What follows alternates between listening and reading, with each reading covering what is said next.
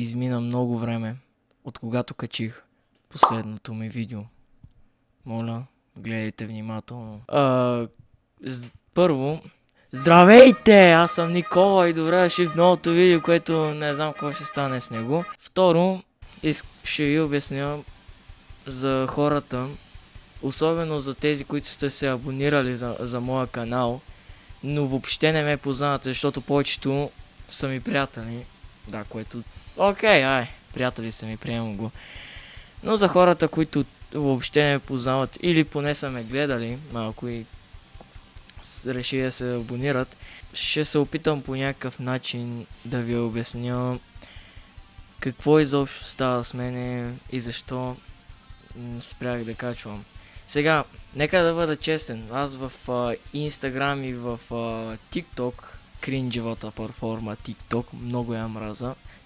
Там си качвам, нали? Качвам си, редовен съм. Не съм баш редовен, но качвам си сторията, сега ще кача нова стори. Но самата причина, те са три причини, защо реших да не качвам YouTube видео. В смисъл, защо се отказах. Не, като цяло. Не знам как да го обясня, но вие ме разбирате. Вие ме разбирате. Аз казвам какво си искам и после се чуда, защо е гадно, защо е кринч. И ето, това е бонус причина, нали? Сега, първата причина защо реших да спра да качвам видеа, в смисъл защо забравих да качвам видеа, нека да започнем с простото. Нямам идеи. Като цяло, губят ми се просто идеите. В смисъл, не е лесно да правиш видео. Какво искаш да правя само видеа на CSGO, как играят CSGO? Това ще стане скучно. И ми трябват готини идеи. Вие като знаете... това пък CSGO. CS2, де. Вие като знаете ли... Аз искам да ви кажа, че CS2 аз не съм си я купил. Аз не съм купил Prime. Не играя премиера, просто играя безплатно. Все пак играя World of Tanks, която е доста интересна игра. Ще снимам в World of Tanks. Очаквайте видео. Но да, нямам идеи. Второто нещо е, че е сложно да снимаш гейминг видео. В смисъл, ти трябва да го редактираш по някакъв начин и не е готино да редактираш гейминг видео. В смисъл, как да го обясням? Сложно е. Първо, като гледате, моята резолюция е 16 на еди колко си, ще я поставя тука.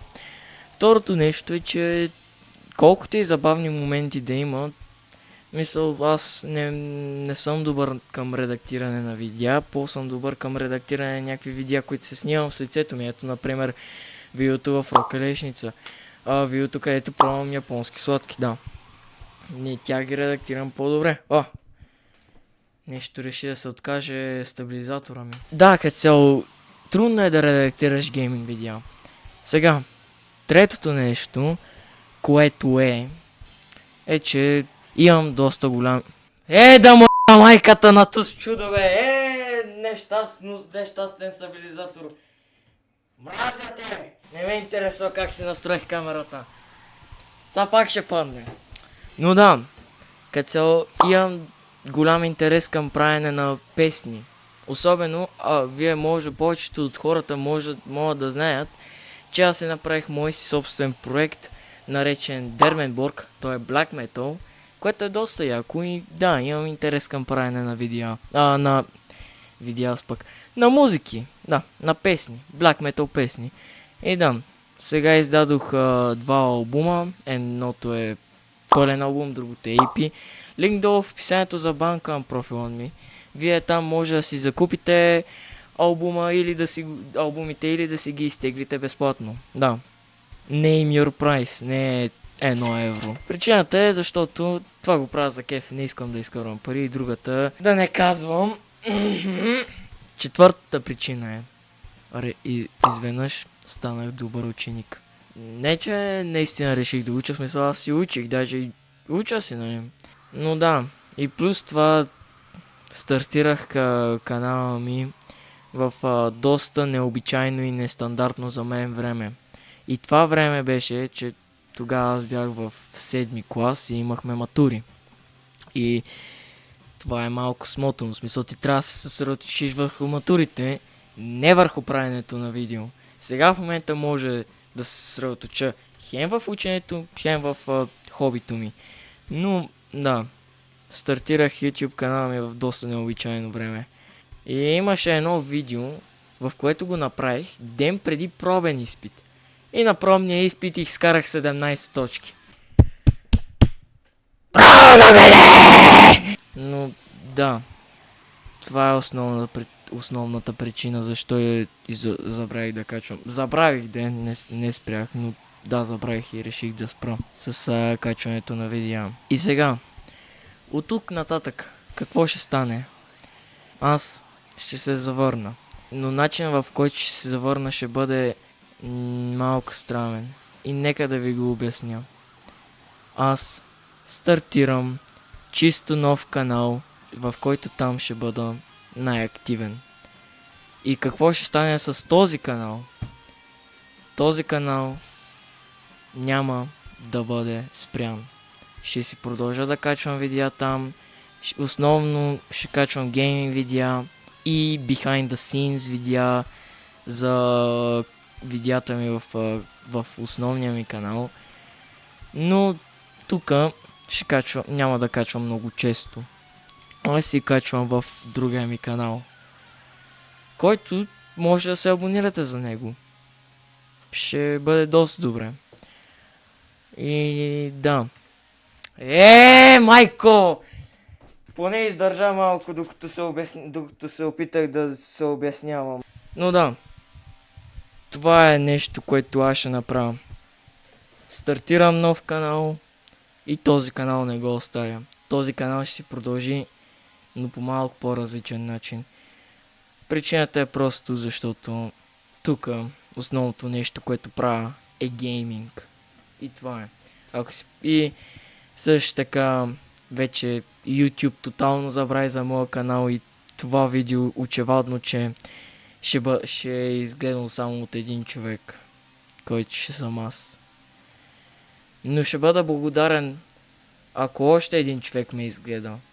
Дори да не се е абонирал за канала ми. Дори за първи път да е видял този канал. И да, какво е? Просто пращайте линкове на всичките да се абонират за оня там канал, защото и забравих какво ще бъде. Забравих каква ще бъде основната тема на новия ми канал.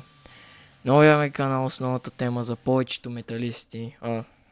Adrenaline Overload. Ако не сте гледали видеото ми за ходя на безплатен концерт Рок Елешница, изгледайте го. Там взех тази стениска. Фри... Не е спонсорство, спокойно. Не е продуктово позициониране, моля ви. Non-sponsoring YouTube, please. Да, основната тема ще бъде музикално, метал, black metal ориентиран. Защо black metal? Първо, защото това е абсолютно ново нещо в YouTube.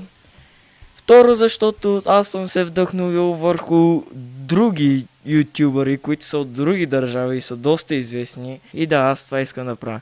Комедийно ориентиран, смешно забавен, black metal там, bullshit, музикално, чалга, кючек, народно, бяла роза. Каналът ми вече е направен. Ще поставя линк долу в описанието да се абонирате. И този канал ще бъде започнат чак на 1 юли. Може и по-рано, но не се знае. Когато го започна тогава.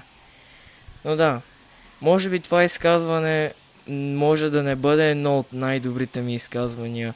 Може да не бъде чак толкова много стандартно и малко неразбираемо, но основната тема е, че просто аз се завръщам в YouTube с още по-добро качество, с още по-голяма сила и с още повече чувство за хумор. Този път не кринджево, надявам се.